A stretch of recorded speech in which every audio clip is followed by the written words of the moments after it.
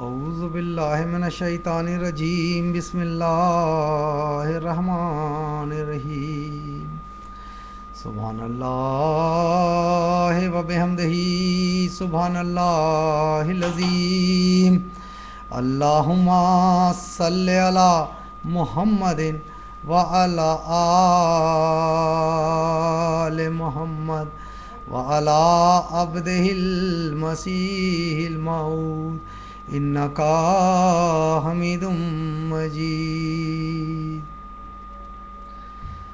معزز ناظرین، السلام علیکم ورحمۃ اللہ وبرکاتہ۔ خاکسار جناب اشرف ملک صاحب احمدیہ گیزٹ کے کامنٹ سر الخلافہ کا تردیدی جواب لیے آپ کی خدمت میں حاضر ہے۔ جناب اشرف ملک صاحب اپنے اس کامنٹ میں یہ کہتے ہیں کہ حضرت مسیح موعود علیہ الصلاۃ والسلام نے اپنی اس کتاب سر الخلافہ میں اس بات کو کھول کر بیان کر دیا ہے کہ خلافت کبھی بھی ایک خاندان ہی میں نہیں چل سکتی، کبھی بھی باپ کے بعد اس کا بیٹا خلیفہ نہیں ہو سکتا۔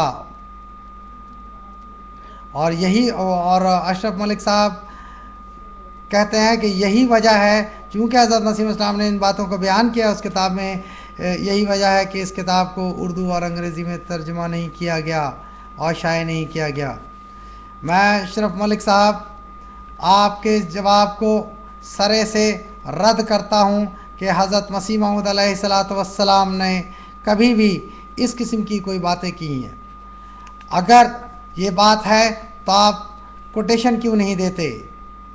آپ اقتباس تو پیش کریں، اور لیکن ایک شرط ہے اقتباس پیش جو کریں اس کے ساتھ میرا ایک شرط ہے، وہ شرط یہ ہے کہ آپ لوگ تو اپنی عادت سے مجبور ہیں کہ ایک لائن کہیں سے لے لیتے ہیں، دوسری لائن کہیں سے لے لیتے ہیں اور جوڑ دیتے ہیں۔ میری یہ گزارش ہے کہ اگر آپ اپنے اس بات کو ثابت کریں تو آپ کوٹیشن دیں، اور جہاں پر کوٹیشن ہو اس کے 2 صفحہ آگے اور 2 صفحہ پیچھے کے ساتھ آپ اسکین کر کے سائٹ پہ ڈالیں۔ میں آپ کو چیلنج کرتا ہوں کہ آپ ڈال کر کے دکھائیں۔ پھر آپ آگے کہتے ہیں کہ حضرت علی رضی اللہ تعالیٰ عنہ کے بعد حضرت امام حسن رضی اللہ تعالیٰ عنہ آئے تو ان کو بھی 6 ماہ کے بعد خلافت سے استعفیٰ دینا پڑا۔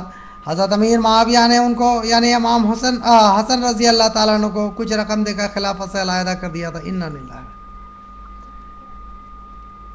یہ تو یزید نے تو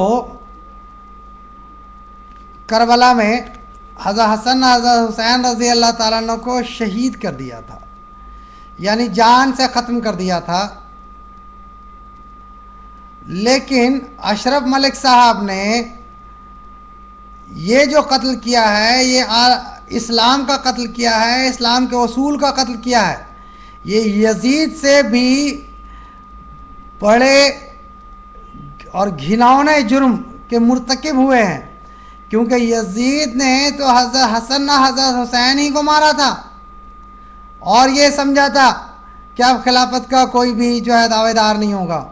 لیکن اشرف ملک صاحب نے یہ بات کہہ کر کہ حضرت حسن رضی اللہ تعالیٰ عنہ نے کچھ رقوم کے تحت جو ہے خلافت سے علیحدگی اختیار کر لیا، یہ تو عالم اسلام کا قتل ہے۔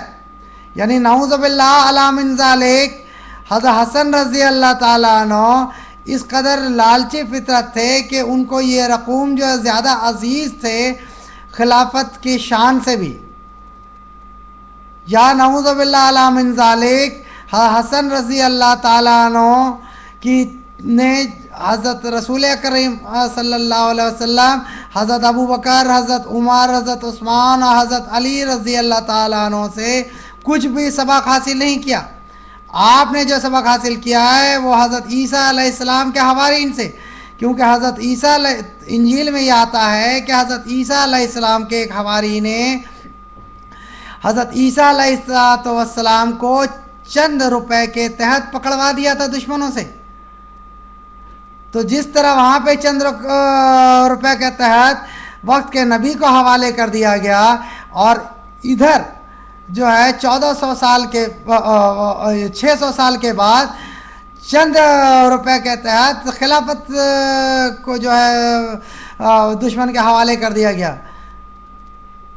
لہٰذا میری گزارش ہے کہ آپ نے اتنا بڑا سنگین الزام کس طرح اسلام پہ لگایا؟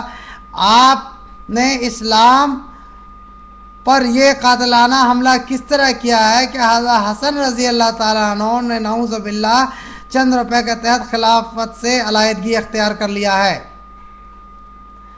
آپ تو احمدیت، آپ جو ہے کہتے ہیں کہ احمدی لوگ یہ کرتے ہیں وہ کرتے ہیں اسلام کا. آپ آج دنیا دیکھے کہ اسلام کا اصل دشمن ہے کون؟ اشرف ملک صاحب، میں آپ کو بول رہا ہوں کہ 1400 سال کی تاریخ میں اس قسم کا شاید ہی کسی نے کوئی بات کہی ہوگی. کیا ریپلائی ٹو قادیانی جو ہے زبان ہلانے کی جرت کر سکتے ہیں کہ کیا اشرف ملک صاحب کو یہ اختیار ہے کہ وہ حضرت حسن رضی اللہ تعالیٰ عنہ کے ذات اقدس پر اس طرح کا الزام لگائیں کہ انہوں نے جو ہے چند روپے کے تحت جو ہے خلافت کو بیچ دیا ہے؟ انا للہ و انا الیہ راجعون. پھر آگے کہتے ہیں کہ یزیدی خلافت عالم اسلام میں ایک بدترین خلافت ثابت ہوئی. تو اس میں نقطہ معرفت یہ ہے کہ خلافت کبھی بھی باپ کے بعد بیٹا خلیفہ نہیں بنتا، ورنہ یہ خلافت ایک وراثت اختیار کر لیتی ہے. وہ خلافت جو خاندان میں چلے، جو باپ کے بعد بیٹے کو خلافت جائے، وہ کبھی بھی خلافت حقہ نہیں ہو سکتی.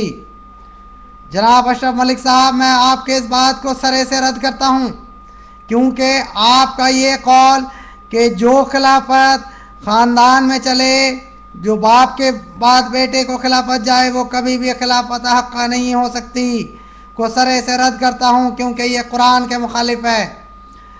کیا آپ بتا سکتے ہیں وَإِذْ قَالَ رَبُّكَ لِلْمَلَائِكَةِ إِنِّي جَاعِلٌ فِي الْأَرْضِ خَلِيفَةً، کہ اللہ تعالیٰ نے اس آیت کے تحت جو حضرت آدم علیہ السلام کو خلیفہ بنایا، تو حضرت آدم علیہ السلام کے بعد کون خلیفہ بنا؟ کیا ان کی اولاد میں سے کوئی نہیں بنا؟ اور اسی طرح حضرت ابراہیم علیہ السلام کے بعد حضرت اسماعیل علیہ السلام، حضرت اسحاق علیہ السلام بنے یا نہیں نبی؟ تو کیا ان کی نبوت حقہ نہیں تھی؟ کیا حضرت ابراہیم علیہ السلام نے نبوت کے عہدے کو غصب کر کے اپنے اولاد کے سپرد کر دیا تھا؟ کیا اللہ تعالیٰ ایک خاموش تماشائی بن کر حضرت ابراہیم علیہ السلام اور حضرت آدم علیہ السلام کی ان حرکات کو دیکھ رہا تھا؟ کیا حضرت موسیٰ علیہ السلام کے بعد آپ کی امت میں متعدد خلفاء آئے یا نہیں؟ حضرت موسیٰ علیہ السلام سے لے کر حضرت عیسیٰ علیہ السلام تک 1400 سال کا عرصہ ہے، اور یہ 1400 سال میں جتنے بھی خلفاء آئے بنی اسرائیل میں، ان کے آخری جو ہے حضرت عیسیٰ علیہ السلام تھے. تو کیا آپ بتا سکتے ہیں کہ حضرت موسیٰ علیہ السلام کے بعد جو خلافت رائج ہوا بنی اسرائیل میں، وہ بنی اسرائیل کے بعد خلافت تو کہیں بھی نہیں گیا؟ تو کیا نعوذ باللہ اعلی من ذالک وہ سب کے سب غلط تھے، خلافت حقہ سے وابستہ نہیں تھے؟ کیا ان لوگوں نے خلافت کے مقام کو اور مسند خلافت کو غصب کیا تھا؟ کیا وہ لوگ غاصب تھے؟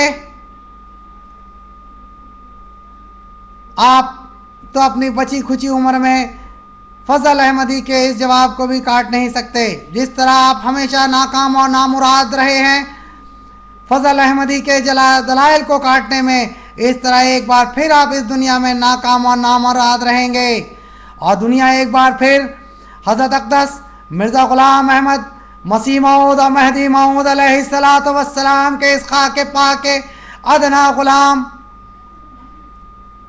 کی اس دلائل کو دیکھے گی کہ جس کو کاٹنے کی جرت کسی کے اندر نہیں ہے. اور یہ حضرت مسیح موعود علیہ السلام کی صداقت کی ایک نشانی ہے. اگر آپ کے اندر جرت ہے تو آپ میرے اس دلیل کو کاٹ کر دکھائیں. انشاءاللہ تعالی آیت استخلاف کے تعلق سے میں اپنے دوسرے کامنٹ میں اس کا جواب انشاءاللہ لیے حاضر ہوں گا. السلام علیکم ورحمۃ اللہ وبرکاتہ.